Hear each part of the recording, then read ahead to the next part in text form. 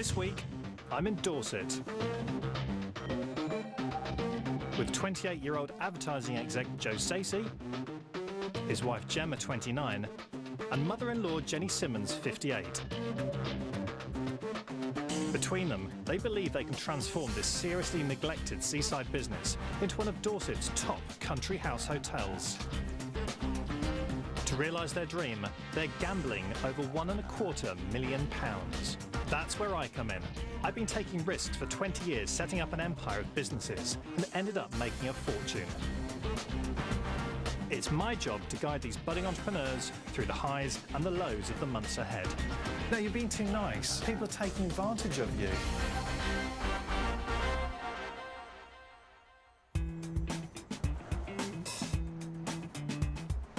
This week, our entrepreneurs are risking everything to break into the £27 billion hotel industry. They're giving up the slog of the city and coming to set up an idyllic lifestyle by the sea. It's an ambitious dream, and I'm sure it's going to be a tough challenge. I think they're going to need all the help they can get.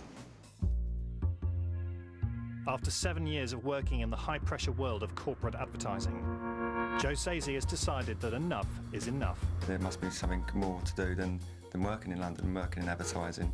It was changing who I am. It was making me bad-tempered, and I don't believe that I'm a bad-tempered person.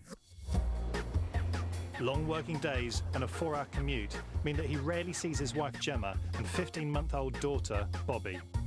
The experience of having a child absolutely changed my priorities. It absolutely overwhelmed me. I want to provide a better lifestyle for her.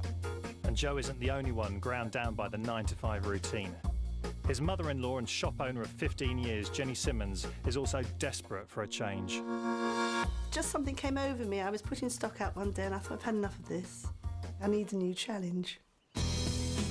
And after months of searching, they've fallen in love with this place, the Manor Hotel in West Bexington, Dorset. A stone's throw from the picturesque Chesil Beach, it's certainly a far cry from London. As soon as we saw it, we thought it's a great place, beautiful, beautiful area. As we was driving there, we were just looking at the scenery and the coast and stuff, I was thinking, wow, we're in England. The village has a population of just 27, and the hotel is the only employer. At £1,250,000, Gemma, Jenny and Joe believe they've got themselves a bargain. For that money they get a pub, a huge beer garden and 2 acres of land, 13 bedrooms, a restaurant and a cottage of their own in the grounds, and 42 members of staff. The question is, what to do with it all? My experience of running a hotel, I'm afraid, is zero. Zilch. None. But knowing Zip doesn't seem to faze them. We'd like to get rosettes and Michelin stars and to have awards just for being one of the best hotels in Dorset, you know, and I think we can easily do it. To get there, they've scraped together £60,000 in savings, sold their 2 houses for a healthy 480 grand and taken out a whopping £750,000 mortgage. All in all, they've managed to raise £1,290,000. Of that total, £1.25 million has been used to buy the hotel, leaving them just 40 grand to do it up. We borrowed a huge amount of money to buy the place, so if we don't make a success, we lose everything. I also lose my son and my daughter's inheritance as well. So as a family, it's important that we make this work. A huge amount of money is certainly accurate, but there's such a lot at stake here. But these guys have been plotting and planning this for about 2 years, so by now I'd expect them to be pretty clear about what they're doing. I do admire your decision to invest, over £1 million in a business that you know nothing about, because, I can understand why you're doing it, because it's a beautiful part of the country, but it's a very brave thing to do. Yeah, it's a brave decision. It is a hell of a brave decision, but I believe we can make it work. We've got no experience, but our passion, we're hoping, and our determination, enthusiasm and creativity will hopefully see us through.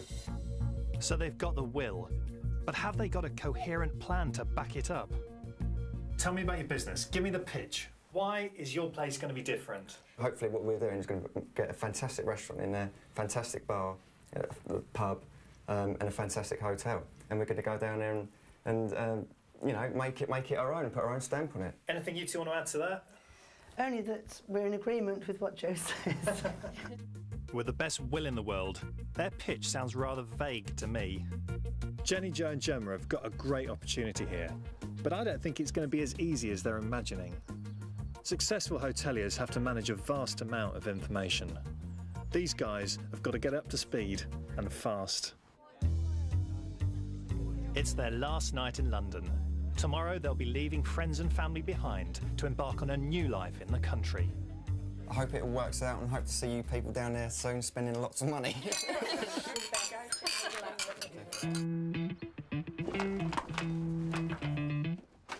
It's moving day.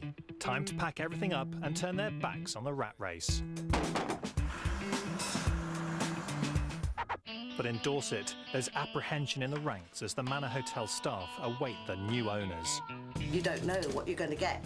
Is it going to be better, worse? What's going to happen? Will there be staff changes? What are the jobs? So we just don't know what's going to happen. After a 5-hour journey, they all arrive at their new home. Welcome to Dorset, pussycats. Oh. It's a day of upheaval, but they must hit the ground running. You try buying a business and moving house, yeah? And then running the business on the same day, that is pretty stressful, yeah. While Joe supervises the move, Room by the kitchen, please. Jenny and Gemma get to meet their key staff for the first time. I'm Jenny. This is Gemma and Joe's seeing to the furniture coming in. This is Jenny's big moment to enthuse and motivate her core team with her big dream for the hotel. I'll be in charge of personnel and other things as well, but if you have any problems, feel free to come and see me at any time. Are there any major problems today that, no? No, we're just looking over, waiting for you to come and give some directives tomorrow. Okay, great, okay. We're looking forward to having a good working relationship with you all and making the hotel a success. And we'll see you tomorrow. But it's all a bit amateurish and not quite the rabble-rouser you might expect from the new boss. It's an uncertain time for all the staff, so Jenny, Gemma and Joe must be confident. Otherwise, they risk losing their critical support and trust. The first reaction of many people working here would be, oh, let's see if I can keep my job, see how the rota changes, how the whole system changes. It might change, you know, everything might change. So I think that is the worry. To help them get up to speed with everything as soon as possible, I'm off to Dorset to see the hotel for myself. When I arrive, the car park's empty. And it turns out I'm the only guest. The coffee, sir? Oh, thank you. Inside, I discover this hotel is stuck in some kind of time warp. Everything is tired, old-fashioned and outdated. The hotel has suffered years of neglect and underinvestment. When I get hold of the accounts, I find that the staff wage bill alone is £250,000 a year. That's nearly twice what it should be for a hotel this size. The biggest single cost you've got in this business is the staff. How are you getting on with those guys? How's it going? The staff have been fantastic. The friendliest I've ever come across. Can I just say, they're bound to be friendly, because they want to keep their jobs, and that's perfectly fair and understandable. But at the moment, you've got nobody staying here, apart from me. Now, you've got a lot of people working here, and at the end of the month, you're going to get a whopping great big staff bill. In my reckoning, a place like this probably only needs about 15 staff, so I think you need to think about that.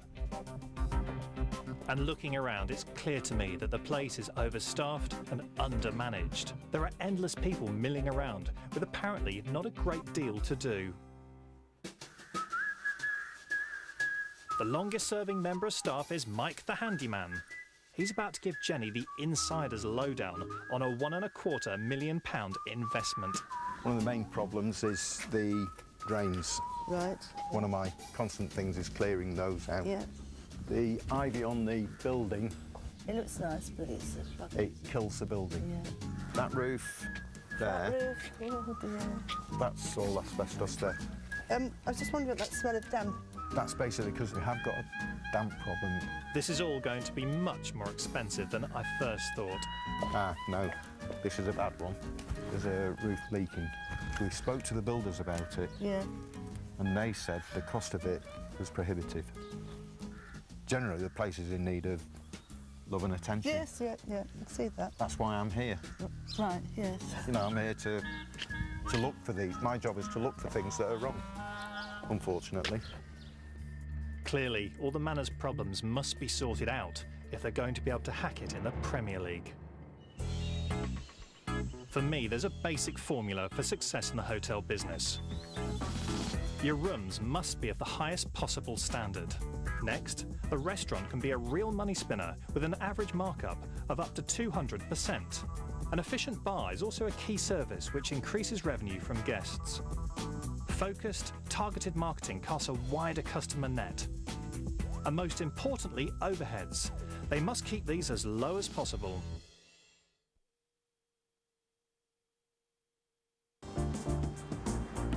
Dorset is an ideal weekend getaway location for stressed-out Londoners, so competition in the hotel game is fierce. It's the third most popular tourist county in England, and in peak season, 32,000 beds are let here every day. But occupancy at the Manor Hotel is just 35%, half the national average. They're empty during the week, with just a few bookings at the weekend. And it's not hard to see what's going wrong. Whoa! It's a little bit scary in here, isn't it? It's a little bit busy, isn't it? A riot in pink. This is a classic example of 1980s country hotel design, isn't it, really? Definitely. Because it's just so over the top. It's so floral and pink and chintzy. And the other thing that strikes me is this decanter of sherry in the corner. Now, I don't see any point in that. No. One, most people don't like drinking sherry. Two, if people are drinking that, they're not going down to the bar to have a drink. Totally agree. Three, it's costing you money for no reason. And four, it's just really naff. So I'd advise you to get rid of that as well. Well, I totally agree. We want to move away from all this, you know, just keep it sort of plain, relaxing. I mean, this is too much. I couldn't relax in here. It might be a great view, but at £95 a night for a single room and £145 for the honeymoon suite, they're just not going to cut it. I've recommended that they strip out all that unfashionable tat and go for a much more contemporary look. The bedrooms will be key to attracting new business, so they need to start whipping them into shape. But the major problem here is the budget. They've got just 40 grand to do all that work. There's the 13 bedrooms, the bar, the restaurant, all in need of updating. And on top of that, they've got the general maintenance work. I reckon they're going to need 3 times that amount. While I think about how to finance the refurb, there's another area vying for attention, which won't cost too much to sort out: the food. The great thing about Dorset is that it's a foodie's paradise. But again, it means there's some stiff competition at the pricier end of the market. The restaurant should be the hotel's jewel in the crown. Seating up to 40 people, it could be making them around £80,000 a year. But business is poor, and a glance at the menu tells me why. It's just miles away from where it should be. The sauces are rich, the vegetables microwaved, and unbelievably for a restaurant just a stone's throw from the beach, the fish is frozen. So what do you think of the style of menu that you've inherited here so far? It's a good menu. It's a very. I look at the menu and there's quite a few dishes on there that I pick and eat myself. We've got all of the dishes on there I love. Look, I don't think this menu is good enough for the sort of business you want to run here. The key words that strike me here: you've got sweet, butter, cheese sauce, caramelised, cream. It's already rich, it's heavy, it's overcomplicated. And I think if you're going to try and draw the weekenders in here, you know, the people coming down from the cities who are coming here to spend a lot of money in your place, you need to step up the game in terms of the food. I think you should take your guys out. I mean, take them to see the suppliers. You need to inspire and lead the guys who are in here. I'm sure they've got the skills, but they haven't, you know, obviously the imagination's not there at the moment. And that's where you come in. Up until now, the menu has been the domain of head chef Matt. But is he really the man to drag this restaurant into the 21st century? Joe has a choice, to either sack him or back him. It's always a gamble, but Matt is young and capable. I think with the right motivation, he stands a chance of being able to up his game. Today, he's got the chance to prove himself. The Manor's playing host to a booking they inherited from the former owners. 30 members of the St Abbas Theatrical Society out for their annual lunch. This midweek booking is worth £900 to the manor, and these guys expect value for money. Table 1 spinach, table 2. But Matt's set menu of meat and 2 veg is pretty uninspiring fare, and certainly not going to win any awards. Well, there are various things with regard to the actual cooking which we could improve upon, I think. And this lively lot aren't shy of giving Joe some friendly advice. You keep your profiteroles going. Yeah. Oh, we will do. Cook your sprouts a bit more. Oh, that's good to know. I'll tell the chef. Looks like it'll be some time yet before the manor will be in line for any Michelin stars. To get Joe and Matt excited about developing a whole new dining experience at the manor, I've arranged a revitalising tour to get those creative juices flowing. Organic food is a driving force behind the UK's gastronomic revolution, and Dorset is the UK's fastest growing organic producer with over 120 accredited farms. But for some reason, all this seems to have bypassed the manor's kitchen. It's time to play catch-up. This time of the year we grow what we call the oriental salads. Those leaves are hot, but delicious. That's got a kick to it, hasn't it? Yeah, it certainly has, hasn't it? Yeah. That's fantastic. Yeah. That's nice. Yeah, that's good. That'd be nice for a ham sandwich. Yeah, it would, wouldn't it? Yeah. Next stop, a free-range organic farm. Because they're outside, the muscle is completely different compared to what you get, you know. I mean, it's a completely different product. Championing local producers in the restaurant is exactly what prospective guests at the manor will be expecting, and they'll be willing to pay for it. For head chef Matt, the penny is beginning to drop. We could definitely use this in a restaurant. I mean, it'd be so much better than the stuff we sort of have got. Yeah, exactly. The flavour's just so intense. The final stop in their search for inspiration is a leading gastropub in London for a lesson in award-winning style and substance. This is one of the UK's most successful eateries, and the secret is simple. Good quality ingredients, well presented. One of the reasons it's taken here is it's like traditional British food, and what they do very well. Success at the Manor restaurant rests entirely on the shoulders of head chef Matt. The question is he up to it? It's a very big opportunity for me. I can make a name for myself now. But if I cock it up, then I'll cock everything up. There's so much pressure on myself and my family, and there's pressure on Matt. Of course there's pressure on Matt. He needs to make sure everything's up to standard. A few weeks later, the Manor is hosting its first wedding under new ownership. But it's obvious who's running the show. Put the chair in between the cabinet and the lock. Today, I mean, they knew how the furniture was going to be laid out, and we didn't know at all. So we wouldn't have been able to have done it if they hadn't come in and told us what to do. 6 weeks in, and it seems to me that the staff are very much calling the shots. I don't want to just push anybody else out the way, you know, they work here too, you know, so we want to work together. I can't believe that they still haven't taken control of their own business. They've got to get a grip. It's such a mistake to think that the staff know best. It's now 2 months since they took over the manor, and when I receive the details of their first stocktake, my worst fears are confirmed. Their hands-off approach isn't working. If they carry on like this, they're heading for big trouble. I've got to say, this is the worst stocktake I've ever seen. In my 20 years working in the licensed industry, it's the worst one I've ever seen. In a 57-day period, which is since you've been open, you've lost £10,000. So that means that £10,000 that should have either been in takings or still be here in stock has evaporated from the system. It's gone one way or the other. Now, because you've never run a business like this, things have got out of control. So your systems are no good because you've never done it before. Your staff aren't being supervised properly because you don't know how to supervise them because you've never worked in this business. And the cumulative effect of that lack of experience has meant that money or cash is leaving the premises without you knowing about it. But it's hard to do the cash now because the system is just so yes, and you antiquated. Can't It's just read what people have written. No, exactly. It makes it almost Until- impossible yeah. for us to work out what's been going on. These guys have no idea what's actually coming in and, more importantly, going out of their business. Their stockroom's in disarray, their till system's old-fashioned, and Gemma's struggling to cope with the accounts.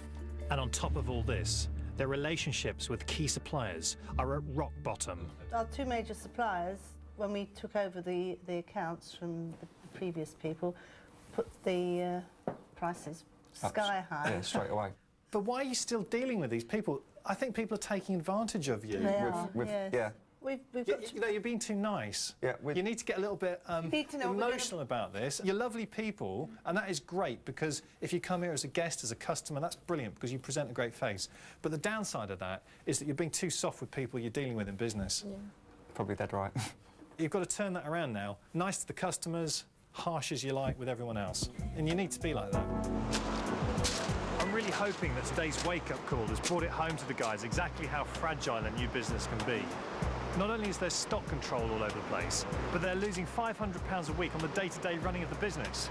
It's basic stuff. Their overheads are larger than their income. If this hotel's going to survive, it's got to stop now. It seems to be just leaking money left, right and centre. It doesn't take a genius to figure out there's only so much you can leak before you're going to go under. At least Joe's got the message. I think it's important that we act quickly before another £10,000 slips through their fingers. They're already mortgaged up to the hilt to the tune of £750,000. They've just got to stop losing and start making some money.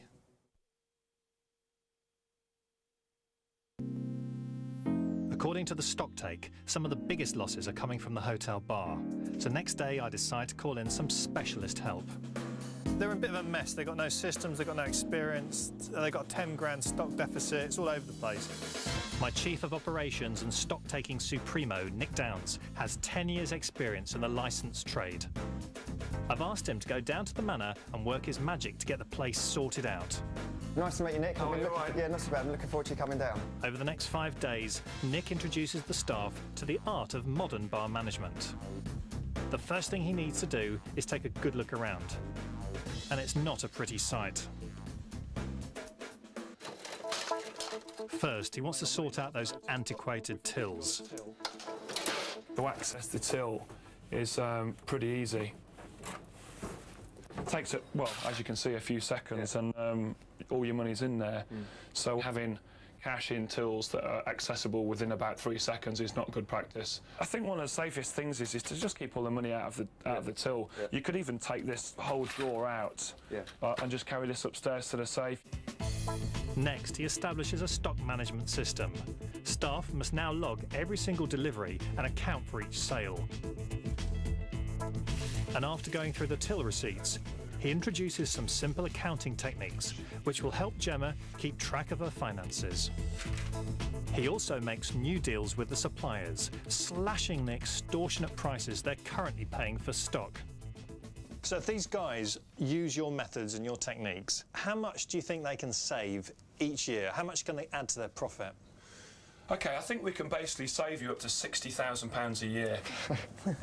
We can do that through suppliers, through labour costs and through keeping hold of what's yours. Wow. Yeah, wow. That's a lot of money. It's the difference between us making it here and not making it here, isn't it? Well, it's a huge amount of money. It's your responsibility now to actually make the changes that you need to make that extra £60,000. I'm hoping that by sorting out the Manor Hotel bar, I've now given them the confidence to apply the same principles to the rest of the hotel. The big thing I've always been worried about in this business is that the balance of power has been with the staff rather than you. Now, what I'm hoping is because you've had Nick here for a few days and you've learnt an awful lot, the balance of power will go from them to you. You can take charge of your own business. Over the next few weeks, Nick's Midas touch is beginning to take effect. Jen has taken control of the bar, and with the staff using the new systems, she's starting to gain in confidence and even mastered the art of pulling a pint. However, although I've advised that they must start updating their 13 bedrooms as a top priority, instead they've decided to spend 15 grand of their £40,000 refurbishment budget on the restaurant. Why have you decided to start with the restaurant as opposed to anything else in the hotel? We believe the walls are too stark and white. The restaurant is the heart of the hotel, And I think it's people do judge the hotel, but a lot of people who don't stay at the hotel still come to the restaurant. I would say that the rooms were the heart of the hotel. A hotel stands or falls by the quality of the rooms. Rather than spending a big chunk of their budget right now on the restaurant, they could have got away with a lick of paint and some new curtains. So in one fell swoop, they've slashed their already tight budget and put all their eggs in one basket. And there's more bad news. Just 1 week later, they discover that they need a new hot water system. And the quote for that isn't cheap. Phase 1 of the quote is £45,000. So, you know, but that's what, if you want the state-of-the-art central heating system and power showers in every single room, that's, you know, then you need to get the money from somewhere to get this done. That alone will blow the 40 grand budget. But on top of that, they also need 15 grand for the restaurant and around £120,000 for the bedrooms. Leaving any other repairs aside, that makes at least £175,000. 135 grand more than they've actually got. In my experience, if you really believe in your business, you have to be bold. And I think now's the time for drastic action. There is a way they could get all this work done in one go. The only problem is that involves taking even more risk. I think you should consider the option of raising more finance and coming in and doing all the rooms in one hit, getting a PR company to do a big marketing campaign for you, and really coming out all guns blazing. You know, we're the Manor Hotel, we're here, this is what we've done, it's amazing. We can't possibly afford to borrow any more money, and I don't think anyone in their right mind would lend us any more money, to be perfectly honest with you. The whole idea of being an entrepreneur is that you risk money to make money. I'm sure if you would go to your bank and explain why you were borrowing the money, they'd be favourable and positive, because you're not spending the money on cars and holidays. You're spending it on a way of directly making the business better. How do you feel, Joe, about risking more money to make this business work? It does scare me, but the prospect of what we've done anyway scared me, because we have risked everything. But it's not that much more at the end of the day, repayments-wise, is it really? Jen is right. I think they should borrow an extra 150 grand. That would increase their mortgage to a hefty £900,000, with repayments of 6 grand a month. But it should pay off. It'll mean they can afford to do the restaurant, update all 13 bedrooms, and install a new hot water system. When you do look at the bigger picture, and we do want the hotel to do well, I think the only way to do it is to borrow that extra money. Well, I've always been a bit of a gambler, so it doesn't really faze me too much, and I think it'd be the way to get things done here and finished with. However, not everyone is sold on the idea of going deeper into the red. The prospect of borrowing more money is, to me, is very scary. Very, very scary, because I know too many people that've gone into debt. We've just keep on borrowing and borrowing and borrowing.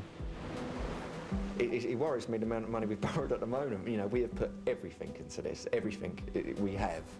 So to borrow more money is just like, where does it stop? Where do we stop?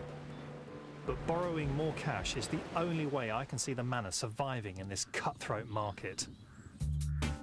Joe still needs convincing, so I've decided to take my rookie hoteliers to a local competitor to show them what they're up against. 5 miles down the road is one of Dorset's premier country house hotels. With an impressive occupancy rate of 80% and an annual turnover of £2 million, this is definitely the standard the Manor should be aiming for. If Joe, Gemma and Jenny invest in their rooms, they too could compete at this level and reach their full potential. As well as having a unique style, this hotel has targeted a highly lucrative market. This place is really family friendly. They've got a creche, everything is geared around children and babies and stuff like that. And that's a brilliant niche, and for them it's working incredibly well. I think the Manor could really learn from this tactic and identify their own core market. I think the important thing to remember is that in order to make your your place profitable and initially just to break even, you need to get people in midweek. Yeah. And going for those niche markets is a really good tool for filling the hotel on a Tuesday and Wednesday and Thursday. That's a good idea, yes. Anyone can make a hotel busy at the weekend. Anyone can do that. The key and the expertise is making it busy during the week. Yeah. And I think for you, that'll be the difference between having an okay lifestyle and having a very, very profitable lifestyle.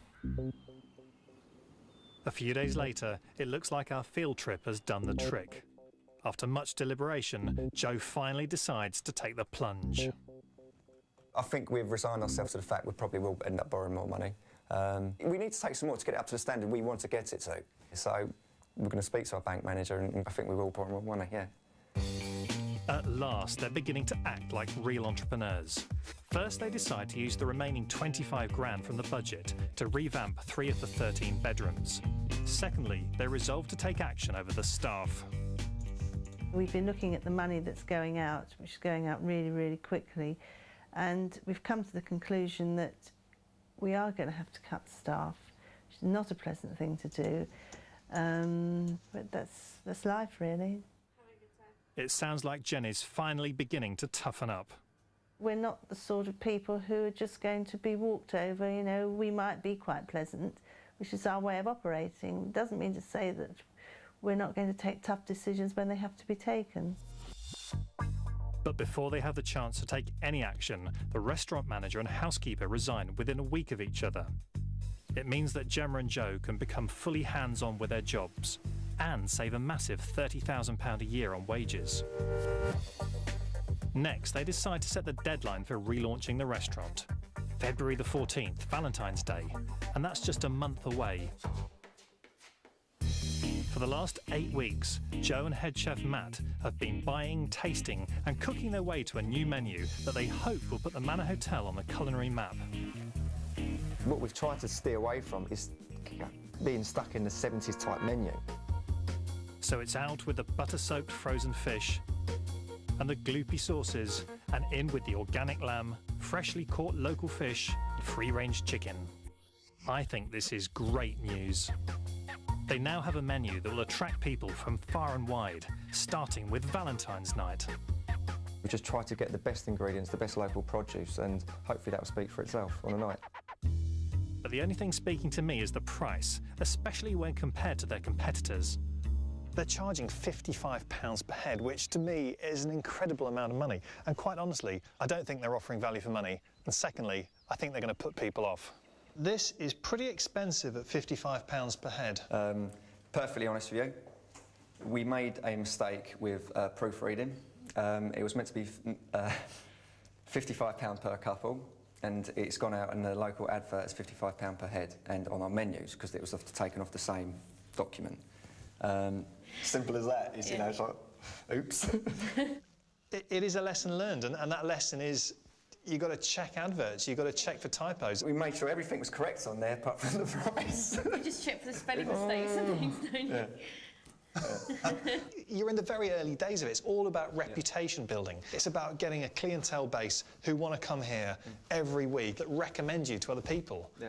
And they don't say, yeah, the food was nice, but it's really expensive on Valentine's Day. There are no two ways about it. They must put the correct and reduced price on the menu. I think you should phone the people and say it was a typo. It's good news, it's exactly the same deal, but it's £55 per couple, sorry, and they'll be brilliant. Yeah, great. Jenny wastes no time in delivering the good news. Hello, it's Jenny Simmons from the Manor Hotel. We made a mistake with the price, I'm afraid. The price for the meal should be £55 for 2, not each. We just didn't notice it. We've been so busy, and so we've been ringing around everybody that's booked. Yes, sorry for the confusion. The restaurant refurbishment still has a long way to go, and Joe's not even sure if it's going to be ready on time. He's beginning to feel the pressure. I'm a bit nervous, to be honest, about the restaurant, because it's not going to be finished to how we want it done. The lights are not going to be ready. I'm hoping the curtains will be hung today. But more importantly, Valentine's bookings are very thin on the ground. Comfortably, we could get in 40 people in the restaurant. Hopefully we get more people. I'm hoping. There are just 2 days to go to Valentine's Day, and they've only taken 1 or 2 bookings. So we've decided to take the manor to the people. To be precise, Bridport Farmers Market. The idea is to use Matt's newfound culinary skills to entice people along to the restaurant on Valentine's Day, and perhaps go the whole hog and try out one of the revamped bedrooms. This is a great opportunity for us to meet people here and show off our new menu, promote Valentine's, get people in for Valentine's, which should be good, which we need. This is a great marketing opportunity. This looks very tasty. And I want to see Joe embrace his role as owner of the manor and really go out there and sell it. A little friendly challenge for you this morning. Yeah. Let's have a little wager to see who can get the first actual booking for Valentine's Day out of this morning, shall we? So we've got a little gentleman's bet on it. There's no better way to spend your Valentine's evening than having dinner at the Manor Hotel West Bay. It's true, in our lovely refurbished restaurant. And there's a sample a la carte eating menu. The The restaurant is actually getting refurbished and it'll be open in time for Valentine's. There's actually a couple of spaces left for Valentine's Day, so if you've got a special person you'd like to take... If you act quickly, you might be able to save you a space for Valentine's Day. It's £55 per couple. Right, okay. I think that's pretty good value for money. I think it's very good value for money. But the table's going fast, there's only a couple left, so... What do you reckon? You'll be well looked after. But he's got the diary with him, so you could book your table now if you wanted to. Go on, sir. Go on! Why not? Yeah? Fantastic.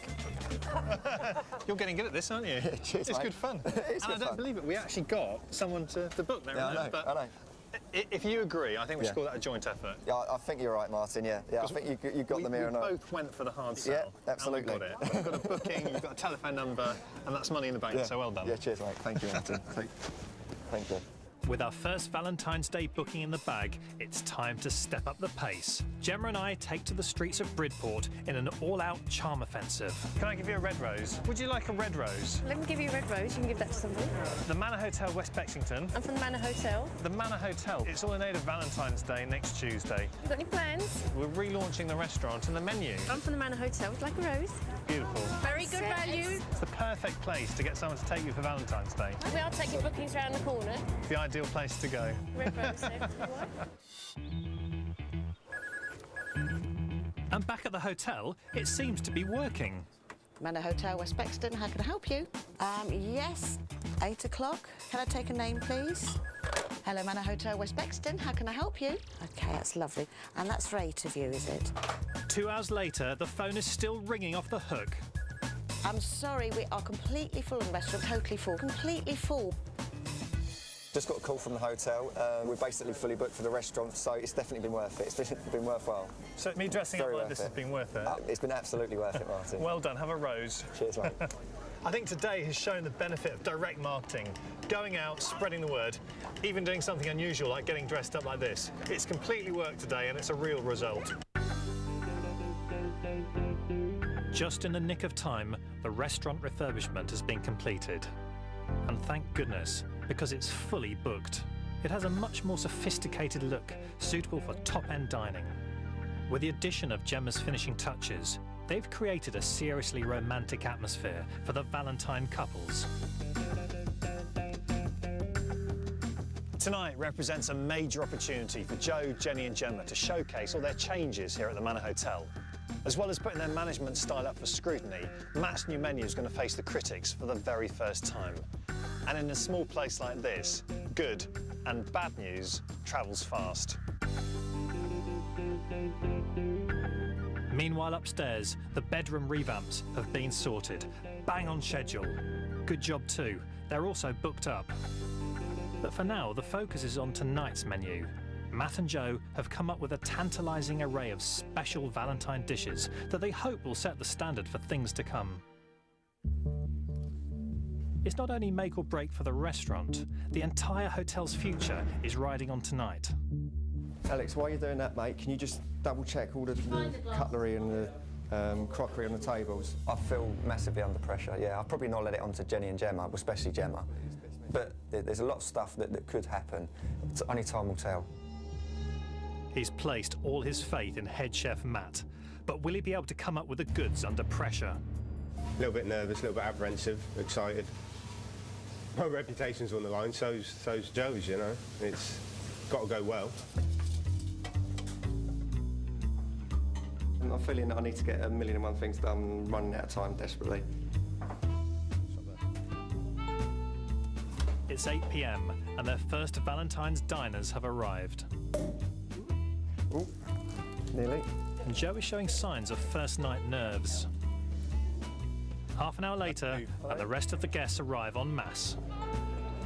In the kitchen, there's been a confusion over orders. Right, 1 smoked salmon and 1 lobster broth. No, they ain't had starters yet, because that's literally just gone up. The 16 that have had starters is now table 7. I've only just had the ticket for that. OK, right, just calm down. Still, Matt seems to have everything under control. Have some more side plates, John. Meanwhile, out in the dining room, the restaurant's packed and it looks like everything's going OK. Let's hope that new improved menu is hitting the mark.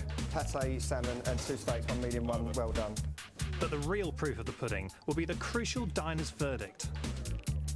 The food was actually very, very nice. Absolutely delicious. Nice romantic Valentine's meal. Beautiful. The gamble on head chef Matt has paid off. Well, it's just a sense of achievement that everything's gone well.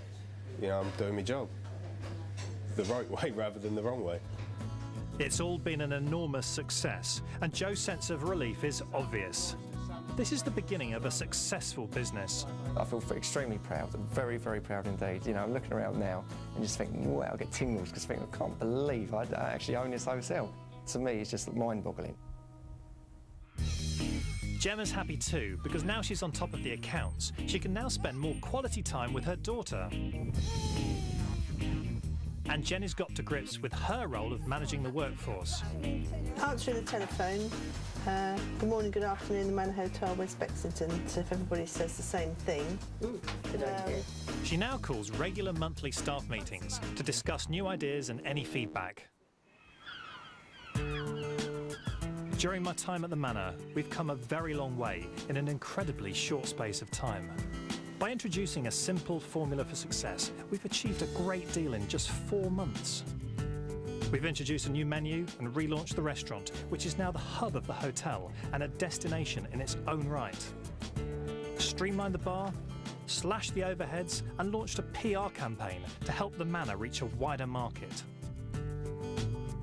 And with a £150,000 loan in the pipeline, they'll be able to complete the makeover of the remaining 10 bedrooms, update the hot water system, and carry out general repairs.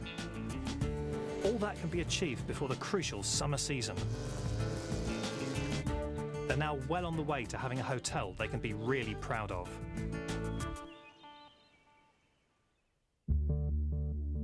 But what about the money? They borrowed a massive amount, nearly £1.5 million.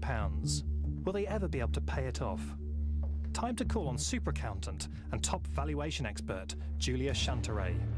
With the hotel's accounts now in order, I've asked her to conduct a full top-to-bottom audit of the business. Based on that, we've projected what the future holds for our entrepreneurs. We think that if you continue with the investment that you've already started, carry on doing the rooms up, and get to that critical 70% occupancy, which is the national average, if you combine that with the improvements you've already made to the efficiency of the restaurant and the bar, this place has got the potential to make a huge £250,000 a year. Wow. It's not bad, is it? That's fantastic, yes. Just put a big smile on my face. Yeah. That's over 80 grand each a year. It's a very good salary. I mean, did you ever think when you first thought of doing this that you could combine the change in lifestyle, you know, moving to the countryside, being by the seaside, with earning that level of salary? I mean, it seems like a win-win situation. Yeah, for us to be able to have this lifestyle and have that salary, that would be fantastic. I'll be totally overwhelmed. For me, the key now is it's about investing. It's about speculating to accumulate. You need to spend the money to make the rooms beautiful, to make people come and stay here, which in turn will make the restaurant and bar busy. That's what it's all about. So in 5 years' time, the debt will be cleared and they'll be able to start drawing that £80,000 salary each per year. Joe, Gemma and Jenny have taken on a huge gamble with this venture, and it really seems to be paying off for them. I'm incredibly proud of what the guys have managed to achieve in a very short period of time. And it was a brave thing to do considering their complete lack of experience. Now, they've had a few hiccups along the way, but now things are moving in the right direction. So not only are they going to have a profitable business, but an incredible lifestyle. Every day I wake up and you think, well, this is such a fantastic location, it's such a fantastic opportunity we've got here. It's a beautiful setting, it's a great place for our daughters to grow up, so yeah, we've made the right decision.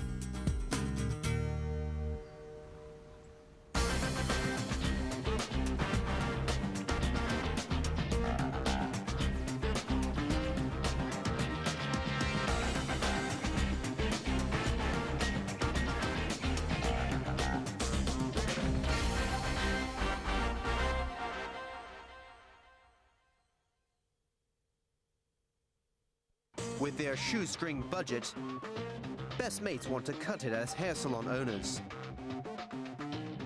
A harebrained scheme or a great idea?